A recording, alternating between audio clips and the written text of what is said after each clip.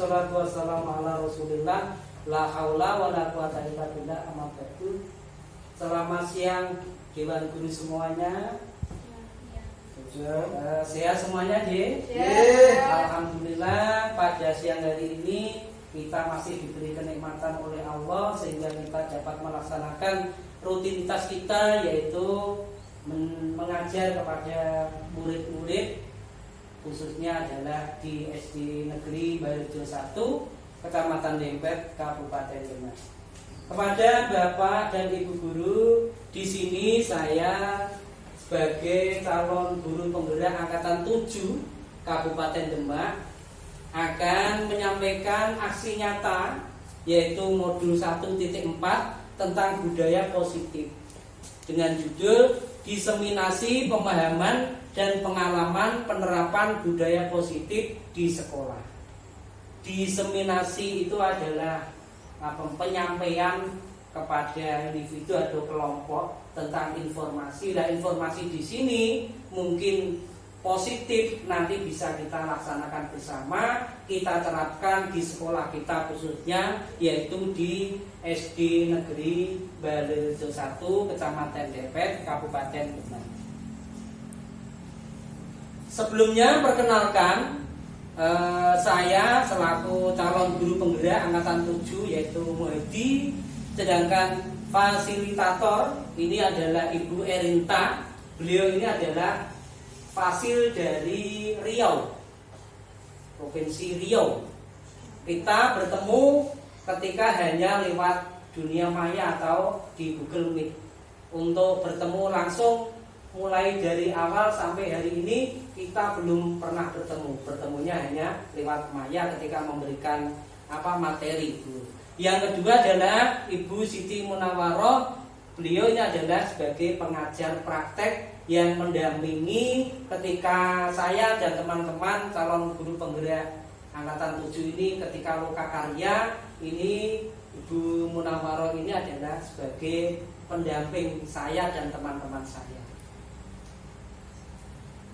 Tujuan pendidikan dari Ki Hajar Dewantoro atau KHD ini menjelaskan bahwa tujuan pendidikan yaitu menuntun segala kodrat yang ada pada anak-anak agar mereka dapat mencapai keselamatan dan kebahagiaan yang setinggi-tingginya, baik sebagai manusia maupun sebagai anggota masyarakat.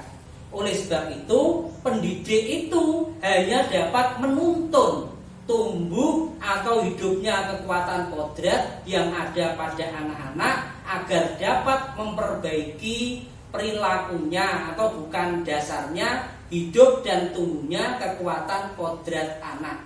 Jadi kita sebagai pendidik atau sebagai guru itu menuntun kepada murid. Sekarang tidak peserta didik, sekarang adalah murid, kembali ke awal lagi, menuntun kepada murid-murid untuk murid itu bisa tumbuh, bisa berkembang secara positif sehingga sesuai dengan kodrat alam dan kodrat zamannya anak-anak seperti itu. Ini menurut Ki Hajar Dewantoro. Ki Hajar Dewantoro mengibaratkan peran pendidik kita, berarti sebagai guru, seperti seorang petani atau tukang kebun. Anak-anak itu seperti benih tumbuhan yang disemai dan ditanam oleh pak tani atau tukang kebun di lahan yang telah disediakan. Serta anak bukan tabula rasa. Kalau menurut tokoh Andi ini kan kemarin tuh ada anak ibarat tabula rasa, bagikan kertas putih yang kosong, tinggal guru yang memberikan. Tapi untuk pengajaran Ki Hajar Dewantoro itu bukan tabula rasa. Anak-anak ini kita diibaratkan sebagai seorang petani. Nah, seorang petani mau menjadikan panen yang baik, mau menjadikan panen yang baik, yang bagus. Ini kan sesuai dengan panca usaha tani. Dengan dengan pengolahan tanah, pemilihan bibit yang unggul, terus penyemprotan hama, penyemaian dan seterusnya. Nah, ini anak diumpamakan seperti itu. Tidak langsung yang pikiran yang jernih, kertas yang kosong langsung kita beri, enggak, melainkan harus berurutan. Diibaratkan kita sebagai guru, kita umpamakan petani, mulai dari pemilihan benih ini harus kita betul-betul kita tanamkan. Anak-anak memang identiknya kepada guru lah. Guru ini selalu membimbing dari awal sampai akhir. Memupuknya ya kita berikan motivasi, kita beri semangat supaya anak-anak ini tumbuh kembang sesuai dengan kodratnya. Kreativitasnya harus kita tumbuhkan. Ini menurut pandangan Ki Hajar Dewantara. Bapak dan Ibu guru yang saya hormati, di sini ada semboyan dari Ki Hajar Dewantara. Ing ngarsa sung tulodo, ing madya mangun karsa, tutwuri handayani. Ini semboyan dari Ki Hajar Dewantara yang tidak asing untuk kita sebagai guru atau sebagai pendidik. Apa itu budaya positif? Budaya positif di sini adalah budaya yang ada di sekolah. Biasanya karena kita sebagai pendidik ini otomatis berada di sekolahan, yaitu nilai dan kebiasaan di sekolah yang berpihak pada murid agar mereka dapat berkembang menjadi pribadi yang kritis, penuh hormat dan bertanggung jawab sesuai dengan profil pelajar Pancasila. Profil pelajar Pancasila masih hafal ya? Beriman dan bertakwa dan berakhlak mulia. Terus apa lagi? Iya, itu semuanya bisa kita terapkan di anak-anak dengan nyanyian, kan bisa toh? Kemarin anak-anak sudah paham. Kita nyanyikan sudah Bapak Ibu guru, biar nanti kelas 1 sampai kelas 6 bisa menyanyikan profil pelajar Pancasila sambil tepuk tangan. Pelajar Pancasila beriman dan bertakwa pada Tuhan Yang Esa dan berakhlak mulia, berkebinekaan global, gotong royong mandiri, kreatif dan bernalar kritis. Itu adalah profil pelajar Pancasila. Ini sambil kita terapkan di awal-awal jeda mengajar. Ini insya Allah anak-anak nanti tidak jemu dalam menerima materi yang Bapak Ibu sampaikan.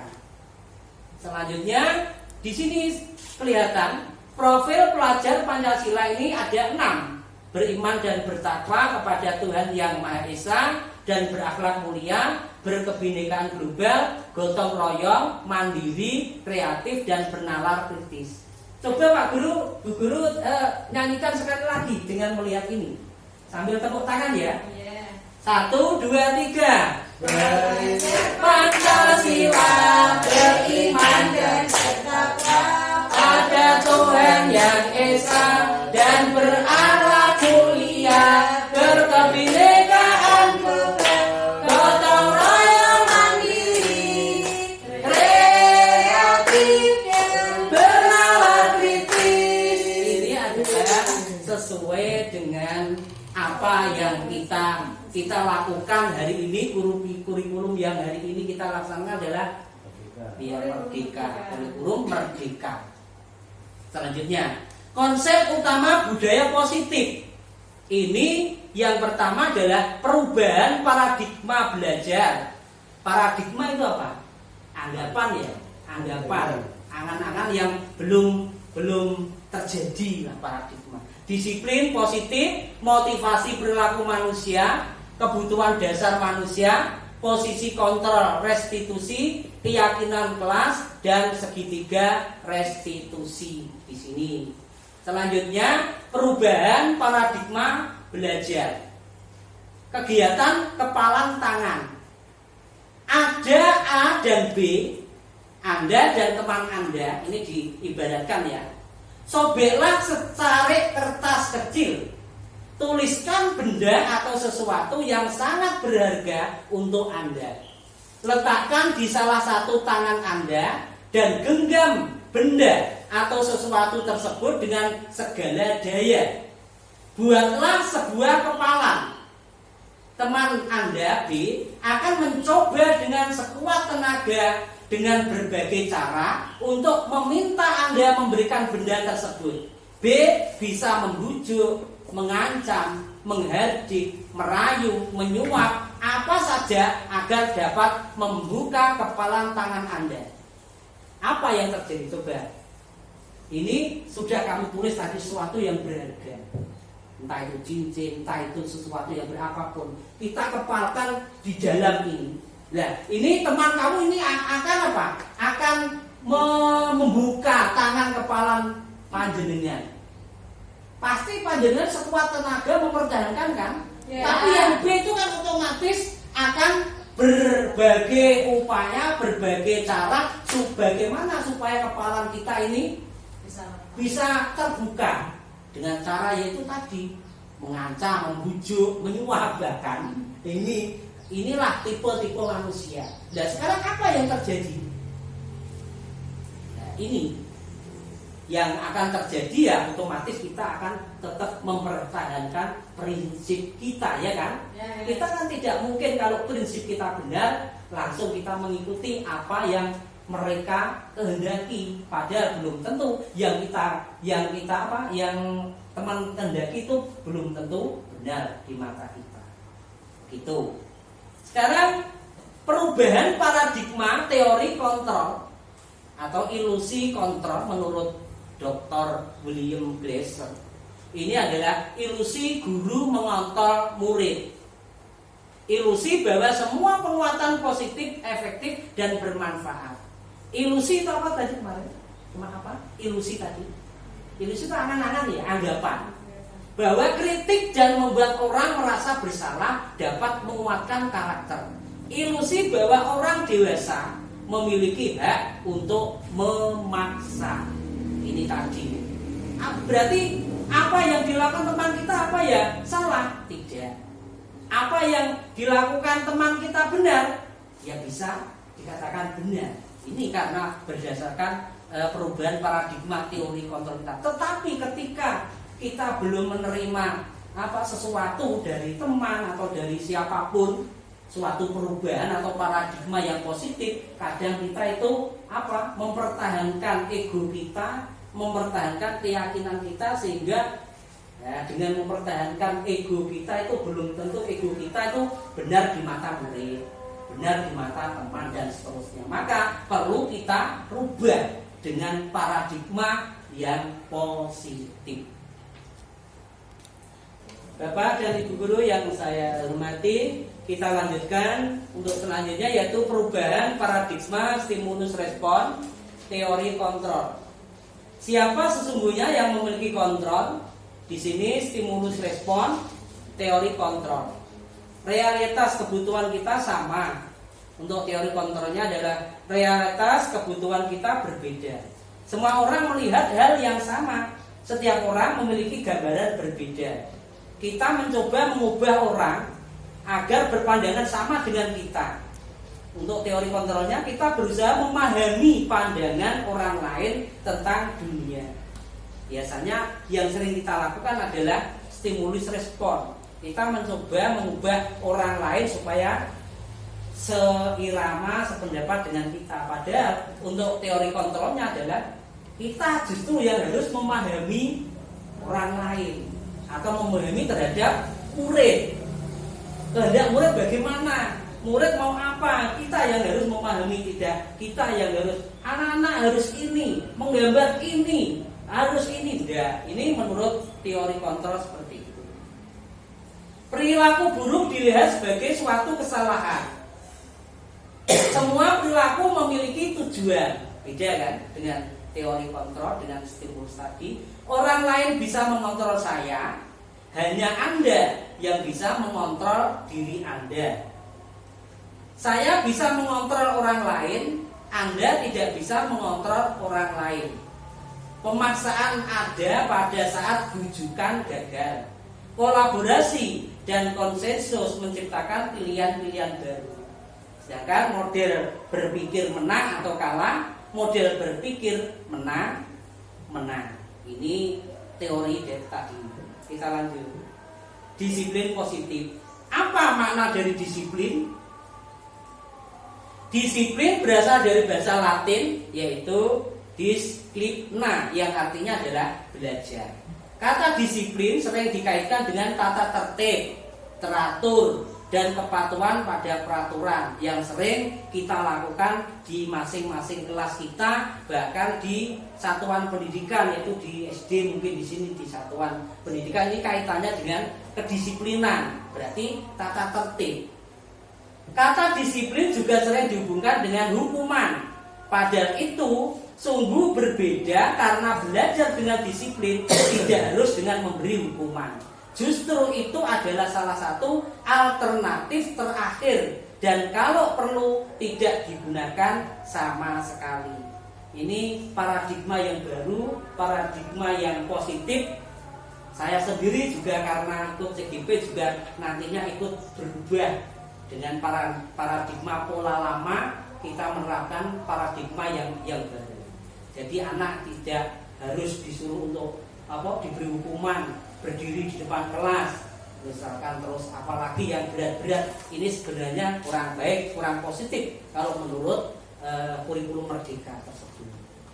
Ki Hajar Dewantara menyatakan bahwa untuk mencapai kemerdekaan atau dalam konteks pendidikan kita saat ini, dan untuk menciptakan murid yang merdeka, syarat utamanya adalah harus ada disiplin yang kuat. Disiplin yang dimaksud adalah disiplin diri yang memiliki motivasi internal.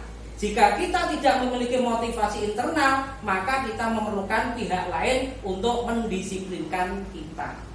Ya, baik murid, baik kita. Ini motivasi yang utama adalah bersumber dari diri kita, dari dalam kita sendiri. Ini dari internal. Disiplin positif merupakan salah satu cara untuk menerapkan budaya positif yang bertujuan untuk menumbuhkan kesadaran serta memberdayakan murid untuk melakukan sesuatu tanpa hadiah, pujian, ancaman maupun hukuman.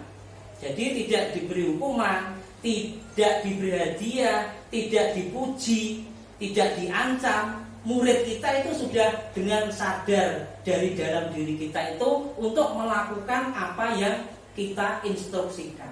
Mungkin belajar tanpa kita instruksikan, anak-anak sudah mandiri belajar sendiri.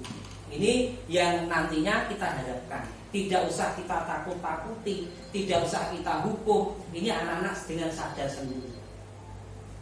3. Motivasi perilaku manusia, hukuman dan penghargaan.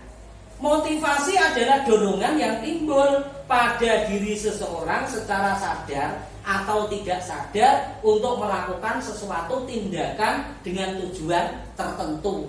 Ini adalah motivasi. Nah, motivasi di sini yang ada yaitu ekstrinsik, yaitu dari luar. Di sini murid melakukan disiplin diri dikarenakan takut hukuman atau takut dihukum atau menghindari hukuman ini dari luar. Wah, saya tak berangkat pagi, nanti kalau terlambat saya dihukum. Dan ini dari ekstrinsik. Murid melakukan disiplin diri dikarenakan ingin mendapatkan imbalan berupa hadiah atau pujian dari orang lain. Ini bahkan dari guru. Ini pun dari luar. Ini sebenarnya ya baik, cuman kurang baik menurut kurikulum Merdeka sekarang. Sekarang motivasi intrinsik, yaitu motivasi yang berasal dari di dalam diri kita atau di dalam diri anak-anak, yaitu bisa menghargai nilai-nilai kebajikan diri sendiri. Jadi kon menghargai awak diri. Siapa yang mau menghargai kalau tidak diri kita? Nah, kalau kita sudah menghargai diri kita, insya Allah orang lain, karena perilaku kita baik, orang lain akan menghargai kita. Murid melakukan disiplin diri dikarenakan sadar akan nilai-nilai kebajikan dalam dirinya. Dia timbul dengan senang, dengan ikhlas, dengan sesuka hatinya, tidak ada dorongan dari siapapun. Ini dari dalam sendiri. Konsep disiplin dengan identitas gagal. Ini hukuman. Ternyata hukuman ini kalau kita terapkan, ini adalah satu, menyakitkan, tidak nyaman, memaksa, murid jadi takut, murid menyembunyikan kesalahan, murid menjadi rendah diri. Ini kalau hukuman. Sekarang penghargaan atau hadiah. Sekalipun ini bagus, diberi hadiah, diberi penghargaan, ternyata juga ada negatifnya, yaitu tidak efektif, merusak hubungan, sifat iri. Temannya karena tidak dapat hadiah iri. Nah ini timbul jelek. Mematikan kreativitas, mengurangi ketepatan, menurunkan kualitas, penghargaan, menghukum. Justru dengan menghargai, penghargaan atau hadiah malah justru memberi penghargaan, menghukum terhadap murid tersebut. Konsep disiplin dengan identitas sukses. Konsekuensi, yaitu penguatan jangka pendek, perlu memonitoring berkelanjutan, stimulus respon, murid menghormati peraturan, kehilangan waktu untuk merenungi kesalahan. Yang restitusi, murid bertanggung jawab atas perilakunya, fokus pada pemecahan masalah jangka panjang, murid menghormati dirinya dan orang lain, teori kontrol, dirinya yang memegang kontrol, murid bersemangat memperbaiki kesalahan. Jadi perbedaannya tadi sangat jauh. Berarti memang paradigma kita harus kita rubah, mindset kita harus kita rubah ternyata untuk menjadi seorang pendidik atau seorang guru. Tidak pola lama. Nah, pola lama warisan dari guru-guru kita dulu menghukum seperti ini, kita mengikuti. Seperti apa itu yang ada di EPDN, IPCDN apa-apa itu kan pola-pola paradigma yang lama masih diterapkan, dihukum, ditendang dan sebagainya. Ini menurut sekarang ini kurang bagus. Kita lanjutkan Bapak Ibu Guru. Selanjutnya adalah kebutuhan bertahan hidup. Kebutuhan bertahan hidup ini adalah kebutuhan yang bersifat fisiologis untuk bertahan hidup, misalnya kesehatan, rumah, dan makanan. Yang kedua, kasih sayang dan rasa diterima atau kebutuhan untuk diterima, yaitu kebutuhan untuk disayangi dan diterima, meliputi kebutuhan akan hubungan dan koneksi sosial. Anak-anak yang memiliki kebutuhan dasar kasih sayang dan rasa diterima yang tinggi biasanya ingin disukai dan diterima oleh lingkungannya. Yang ketiga, penguasaan kebutuhan pengakuan atas kemampuan. Kebutuhan ini berhubungan dengan kekuatan untuk mencapai sesuatu, kompeten, diakui dan dihormati. Kebebasan, 4. Kebutuhan akan pilihan. Kebutuhan akan kemandirian, otonomi, memiliki pilihan dan mampu mengendalikan arah hidup seseorang. Yang kelima adalah kesenangan. Kebutuhan untuk merasa senang, yaitu kebutuhan untuk mencari kesenangan, bermain, tertawa. Anak-anak dengan kebutuhan dasar kesenangan yang tinggi biasanya ingin menikmati apa yang dilakukan, karena anak-anak ini usia sekolah dasar masih kadang-kadang identik dengan bermain, kan begitu. Maka sebenarnya kalau anak-anak bermain ya kita tidak boleh melarang asalkan memang bermainnya ya sesuai aturan. Kalau memang bermainnya berlarut-larut sampai meninggalkan pelajaran dan seterusnya, ya perlu kita beritahu lah. Selanjutnya posisi kontrol guru. Guru ini mempunyai kontrol, pendidik mempunyai kontrol.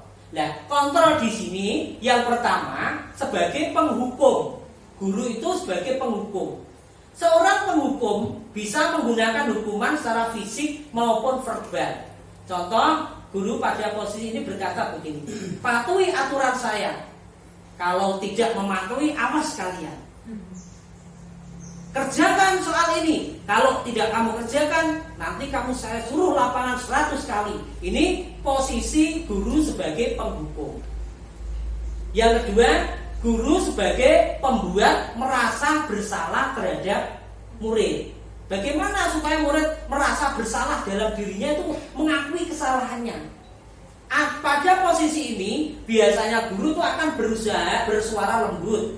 Contoh, guru pada posisi ini berkata, gimana coba kalau orang tua kamu tahu kamu berbuat begini, kan kamu jadi malu, Pak Guru jadi malu dan seterusnya. Akhirnya anak-anak timbul dengan kesadarannya sendiri mengakui kesalahannya, tidak harus ditekan, tidak harus dihukum.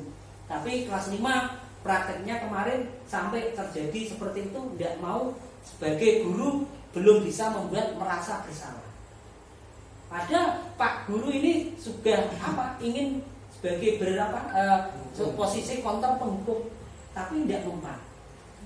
Nah ini yang menjadi PR kita. Kadang-kadang kejujuran itu untuk anak-anak itu sulit anak-anak timbul dari dalam dirinya sendiri untuk mengakui kejujuran sangat-sangat sulit. Yang ketiga, guru sebagai teman. Guru pada posisi ini tidak akan menyakiti murid, namun akan tetap berupaya mengontrol murid melalui persuasif. Posisi teman pada guru bisa negatif atau positif. Contohnya, ayo bantulah demi ibu guru ya. Ayo bantu Pak Guru. Apa kalian tidak kasihan terhadap Pak Guru? Ini Pak Guru berposisi sebagai teman dengan kata-kata yang anak-anak supaya bisa terkontrol, tergugah hatinya. Oh akhirnya ikut seperti itu. Kalau kadang-kadang kan anak kita bentak, kita beri tanda perintah, tanda seru, kadang-kadang masih belum mendengarkan kan kita. Nah ini. Sekarang yang keempat, guru sebagai pemantau. Memantau berarti mengawasi. Posisi pemantau berdasarkan pada peraturan-peraturan dan konsekuensi. Contohnya, peraturannya apa? Sanksi atau konsekuensinya apa? Nah ini adalah sebagai pemantau. Tapi untuk yang pemantau ini di dalam kelas berarti sudah ada kesepakatan konsekuensi. Nah, harus ada kesepakatan. Nah, kalau sudah ada kesepakatan, kita terapkan di papan tulis atau di tembok. Nanti anak-anak ketika melanggar peraturan itu, kita tinggal menanyakan sebagai guru, sebagai pemantau tersebut. Kita mengingatkan kepada anak-anak sehingga nanti anak-anak konsekuensinya, sanksinya bagaimana kan sudah diatur oleh anak-anak sendiri bersama guru di kelas masing-masing.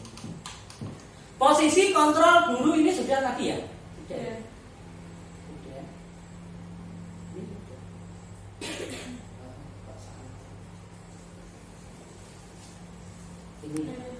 Baik Bapak Ibu Guru, kita lanjutkan yang nomor 5, guru sebagai manajer. Posisi di mana guru berbuat sesuatu bersama dengan murid, mempersilahkan murid mempertanggungjawabkan perilakunya, mendukung murid agar dapat menemukan solusi atas permasalahannya sendiri. Contohnya, apa yang kita yakini? Apakah kamu meyakininya? Apa rencana kamu untuk memperbaiki hal ini? Berarti ini penggalian gagasan, penggalian ide itu sumbernya dari anak itu sendiri. Ini adalah sebagai guru, sebagai manajer. Dan tinggal kita nanti mulai dari 1 sampai 5 itu nanti panjenengan memposisikan diri sebagai apa, enaknya sebagai apa, cocoknya sebagai apa. Ketika di kelas 1 enaknya sebagai guru, sebagai teman, monggo. Sebagai manajer, monggo. Sebagai pemantau, monggo. Terus yang keenam, keyakinan kelas. Mengapa keyakinan kelas? Tidak peraturan kelas. Kalau kita dulu-dulu kan membuat peraturan. Nah ini peraturan. Sekarang mengapa kok keyakinan tidak peraturan?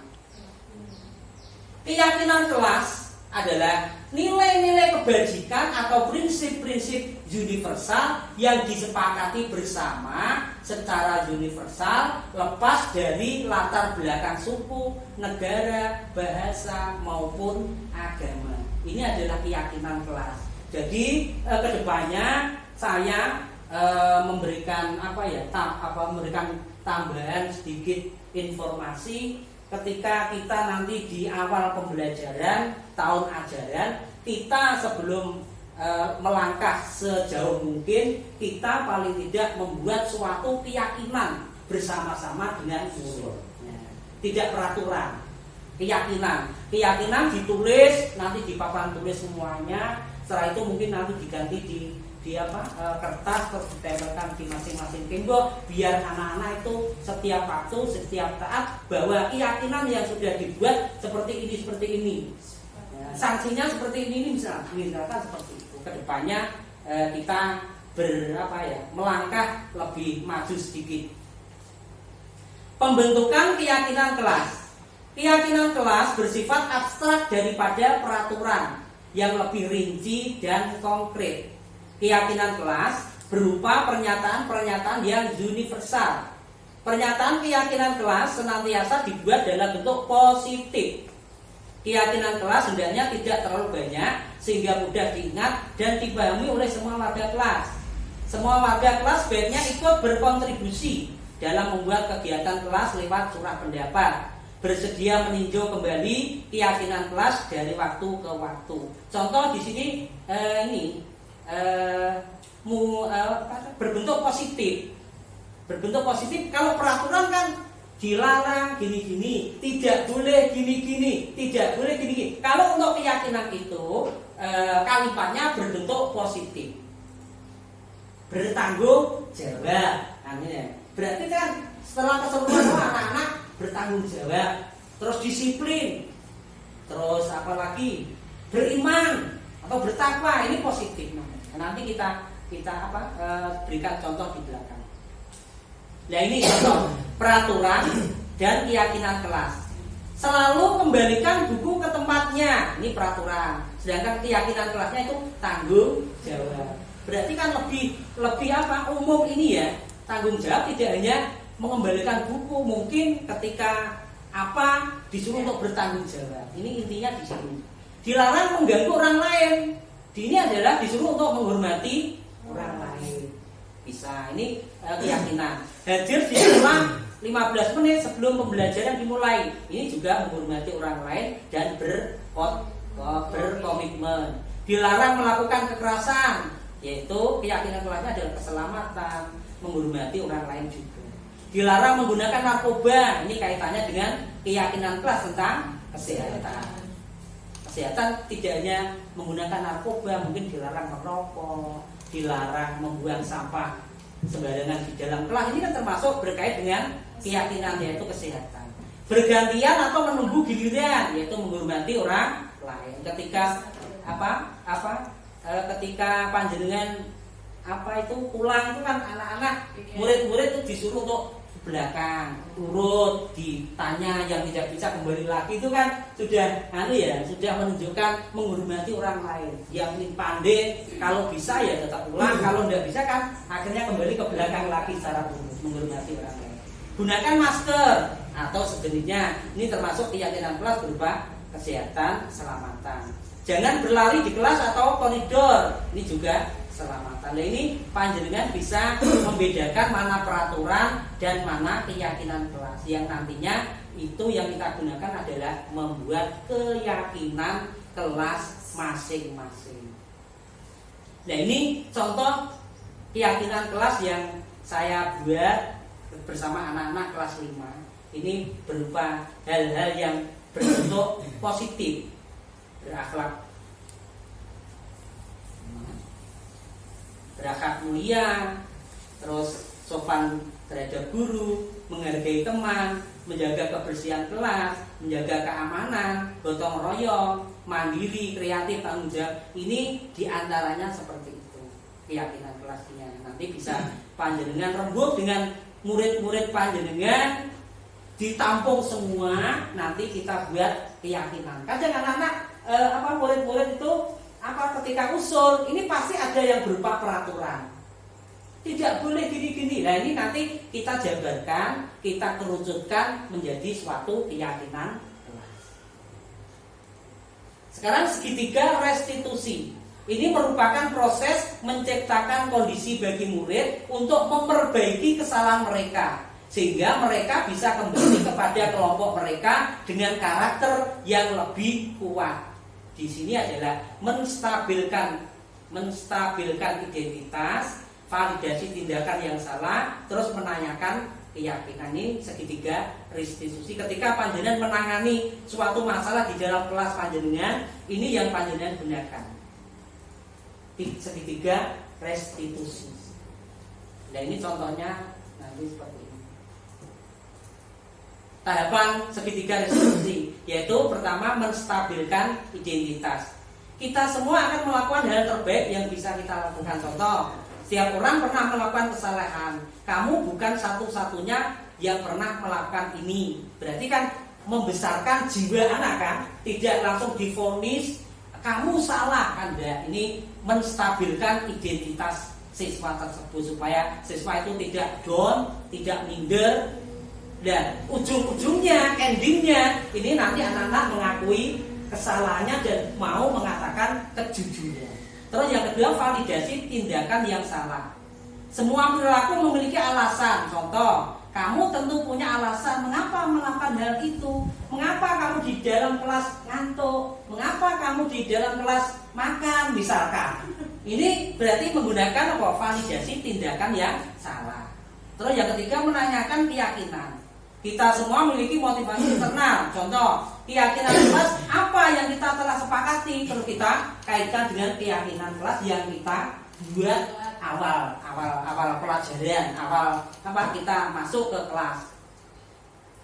Penerapan segitiga kasus ini apa? Kasus-kasus untuk penanganan segitiga restitusi ini langsung tak aja. Nah ini langsung dengan Bapak dan Ibu Guru, ini contoh segitiga restitusi penanganan kasus di dalam kelas. Ini adalah anak ini adalah makan di dalam kelas. Kasusnya ini sebenarnya video tapi karena laptopnya mungkin kurang sinkron sehingga tidak bisa kita. Terus yang kedua ini adalah mengantuk di dalam kelas.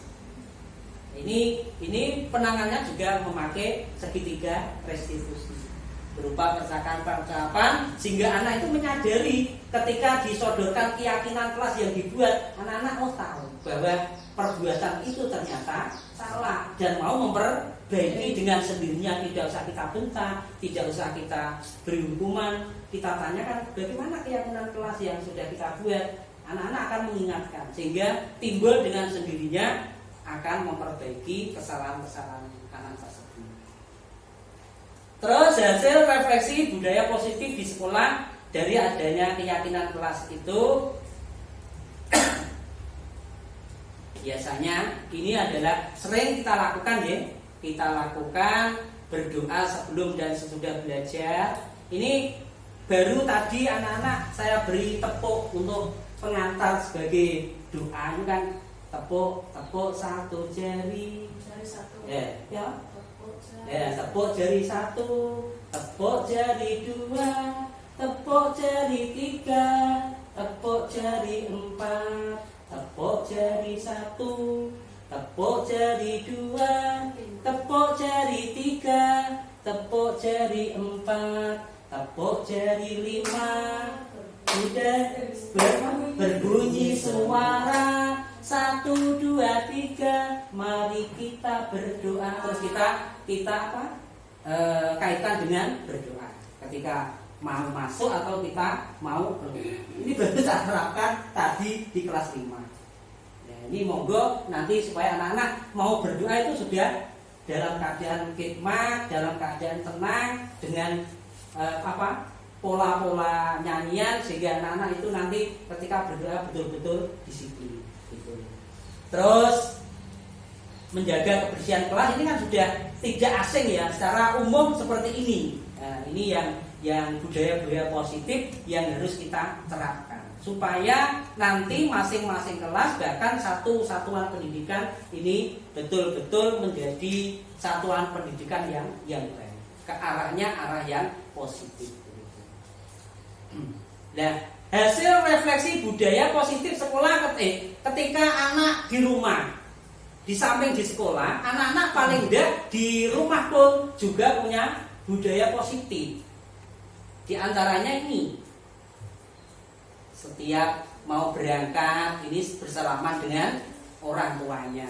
Ini biasanya harus kita pantau, taat terhadap orang tuanya, sayang terhadap saudaranya, cuci tangan sebelum makan. Kalau di sekolah dipantut guru, tapi di rumah kan kalau sudah tertanam keyakinan seperti itu kan anak-anak nanti dengan ikhlas, dengan sadar akan melakukan dengan sendirinya. Berdoa sebelum dan sudah makan, saat beribadah dan mengaji, belajar dengan tekun, berdoa sebelum dan sudah tidur, membantu orang tua. Ini 9 kalau kita terapkan betul-betul anak-anak ini kok dengan sadar diri, dengan keyakinannya masing-masing, insya Allah anak-anak itu akan tumbuh menjadi murid, menjadi anak yang sesuai kodrat zaman dan itu tadi sesuai dengan Ki Hajar Dewantara tersebut. Ya, terima kasih. Salam dan bahagia, tergerak, bergerak dan menggerakkan. Mungkin sebelum saya tutup inseminasi pada siang hari ini, mungkin Bapak dan Ibu guru ada yang mau menanyakan atau ada yang menambahkan yang kaitannya dengan inseminasi pada hari ini. Kedepannya harapan dari saya supaya nanti panjenengan bisa menerapkan paling tidak budaya positif keyakinan kelas yang nantinya kita bentuk supaya nanti setelah menjadi kelas bagus secara keseluruhan, secara umum di sekolah kita akan menjadi baik, akan menjadi maju. Ada? Kalau tidak ada, waktunya sudah cukup siang.